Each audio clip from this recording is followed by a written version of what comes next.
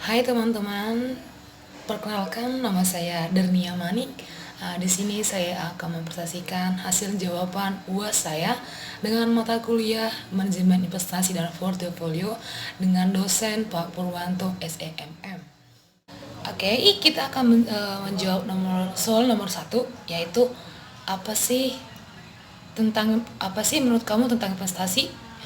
Nah, menurut aku, investasi adalah sebuah keterkaitan antara sumber-sumber yang dalam suatu periode di masa yang panjang untuk mendapatkan hasil dan keuntungan di masa yang selanjutnya. Nah, seperti itu. Jadi kita menyimpan uang kayak menabung supaya kedepannya kita punya uang untuk di masa mendatang seperti itu. Tetapi ini dalam jumlah besar atau seperti kita menabung atau menabung uang kita ke perusahaan dan mendapatkan bunga atau mendapatkan hasil dari soal nomor 2, yaitu jelaskan tentang portofolio dan berikan contohnya.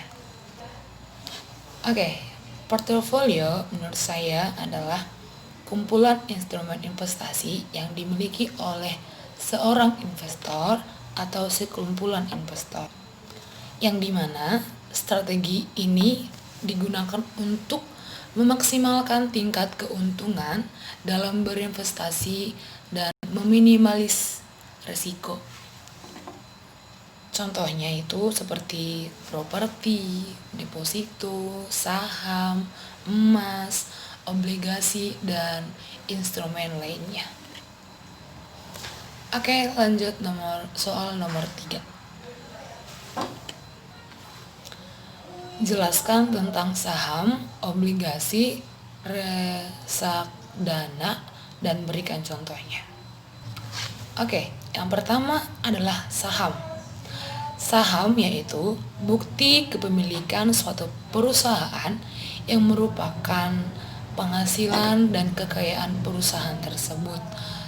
Sebagai contohnya, terdapat jumlah minimal pembelian saham dalam Bursa Efek Indonesia yaitu sebesar 1 lot atau 100 lembar. Jadi, semisal harga 1 lembar saham adalah 3.710, maka investor memerlukan modal 100 kali 3.710 dan akan menjadi 371.000 seperti itu. Yang kedua, obligasi. Menurut saya, obligasi adalah surat berharga atau sertifikat yang berisi kontrak pengakuan hutang atas pinjaman yang diterima oleh penerbit obligasi dan pemberi pinjaman atau sang pemodal. Sebagai contoh, yang pertama itu adalah corporate bonds, yang dimana obligasi ini diterbitkan oleh perusahaan, baik perusahaan swasta maupun perusahaan pemerintah. Yang kedua itu government bonds, yang dimana obligasi ini diterbitkan oleh pemerintah seperti ORI yang bisa diperoleh melalui agen penjual ORI, yang dimana ini diterbitkan pada tahun 2006. Yang ketiga, municipal bonds.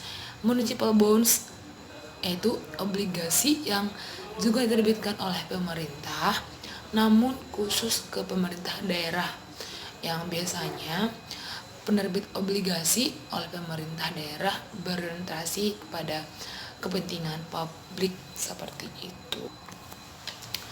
Berikutnya itu reksadana.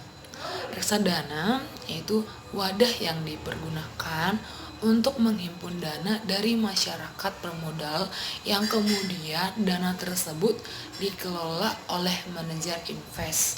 Sebagai contoh, reksadana saham, reksadana campuran, reksadana pendapat tetap, dan reksadana pasar uang. Oke, kita lanjut ke soal nomor 4. Bagaimana cara mengelola risiko berinvestasi? Nah, di sini ada beberapa cara untuk meminimalkan risiko kita untuk berinvestasi. Yang pertama yaitu pilihlah saham dengan fundamental yang bagus. Seperti kita bisa melihat perusahaan itu bagus nggak sih untuk divestasi, seperti itu. Jangan asal milih-milih, karena kalau perusahaan yang memang dia fundamentalnya nggak bagus, kita juga bisa rugi, seperti itu. Nah, yang kedua, jangan meletakkan semua investasi kita dalam satu jenis saja. Nah, misalnya kita hanya berinvestasi ke uh, perusahaan yang di bidang makanan, uh, di sana kita di sana aja gitu.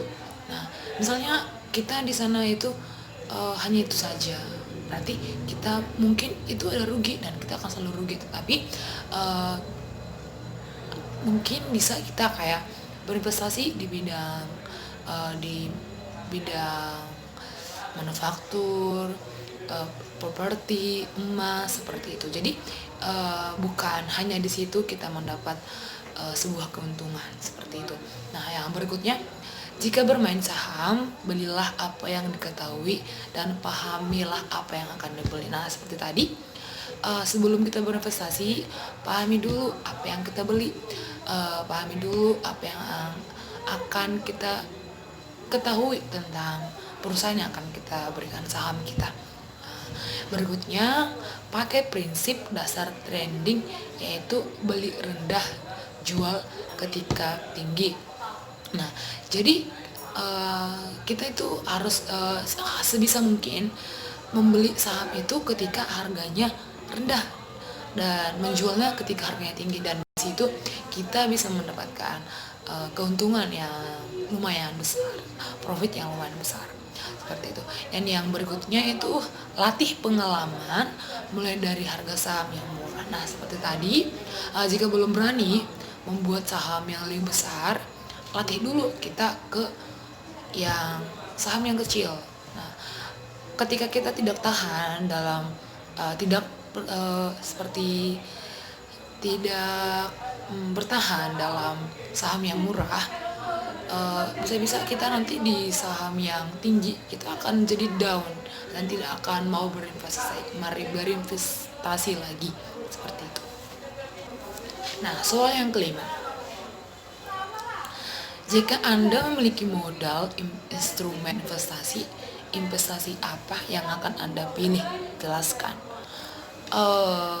Apabila saya memiliki modal instrumen investasi, saya akan memilih investasi emas, karena menurut saya harga emas itu akan naik setiap tahunnya gitu, dan dia nggak akan setiap tahun yang akan datang dia akan turun. Tapi ketika saya sudah belajar dan sudah paham akan investasi, mungkin saya akan berinvestasi saham saya ke perusahaan, seperti itu. Demikian presentasi saya akan jawaban UAS saya. Semoga teman-teman bisa mendapat ilmu dari jawaban yang saya utarakan. Jangan lupa like, subscribe, dan share video ini.